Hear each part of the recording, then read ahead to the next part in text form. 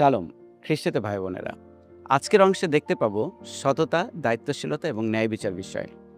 আজ আমরা যাত্রা পুস্তক 22 অধ্যায় 1 থেকে 15 পদ নিয়ে চিন্তা করব। এই অংশে ঈশ্বর তার লোকদের জন্য কিছু ব্যবহারিক আইন দিয়েছেন, যেমন চুরি, সম্পত্তির ক্ষতি এবং অন্যের জিনিসের দায়িত্ব সম্পর্কে।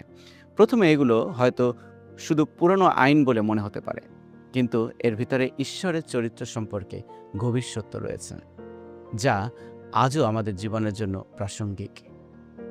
এই অংশে দেখি, কেউ যদি গরু বা ভেড়া চুরি করে, তাকে দ্বিগুণ, 4 গুণ, এমনকি 5 গুণ পর্যন্ত ক্ষতিপূরণ দিতে হতো। শাস্তির বিষয় নয়, এটি দেখায় যে ঈশ্বর ছোট থেকে ছোট অন্যায়কেও গুরুত্ব দেন। তিনি মানুষের সম্পত্তি, পরিশ্রম ও অধিকারকে মূল্য দেন। ঈশ্বরের চোখে ছোট অন্যায় বলে কিছু নেই।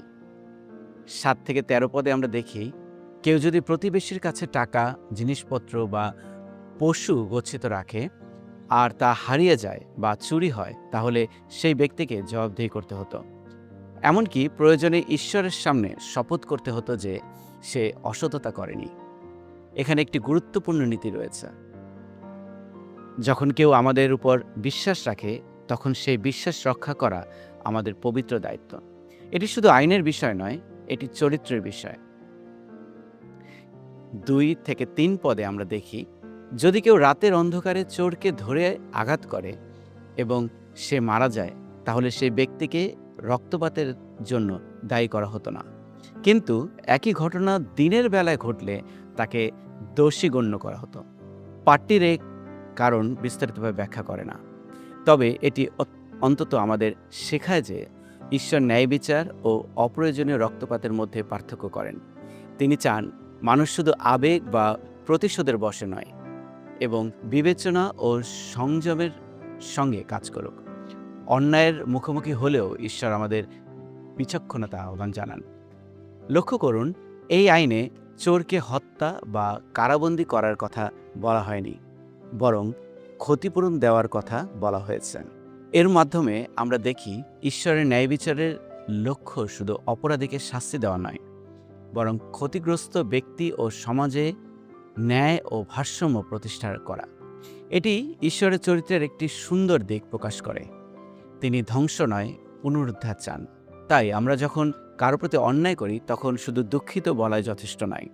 যতটা সম্ভব সেই ক্ষতি ও সম্পর্ক পুনরুদ্ধারও চেষ্টা করা উচিত। সততা হলো উপাসনার একটি অংশ। লক্ষ্য করুন, এই বিরোধগুলো মীমাংসার জন্য মানুষকে ঈশ্বরের সামনে আনা হতো। 8 পদে যদি দেখি, অর্থাৎ আমাদের প্রতিদিনের লেনদেন, প্রতিশ্রুতি এবং সততা, এইসব শুধু সামাজিক আচরণ নয়, এগুলো আমাদের ঈশ্বরের সঙ্গে সম্পর্কেরও প্রকাশ। আমরা যেভাবে অন্যের সঙ্গে আচরণ করি, তা প্রকাশ করে আমরা সত্যি ঈশ্বরকে কতটা সম্মান করি। আজ হয়তো আমরা কারো গরু বা ভেড়া চুরি করি না, কিন্তু আমরা কি কর্মক্ষেত্রে সৎ? ধার দেওয়া জিনিসকে যত্ন সহকারে ফিরিয়ে দেই? কেউ আমাদের উপর যে বিশ্বাস রাখে, আমরা কি তা বিশ্বস্তভাবে রক্ষা করি? আজ এই প্রশ্নগুলো নিজেদের কাছে করি, কারণ ঈশ্বরের কাছে সততা শুধু বড় সিদ্ধান্তে নয়, জীবনের ছোট ছোট কাজেও প্রকাশ পায়।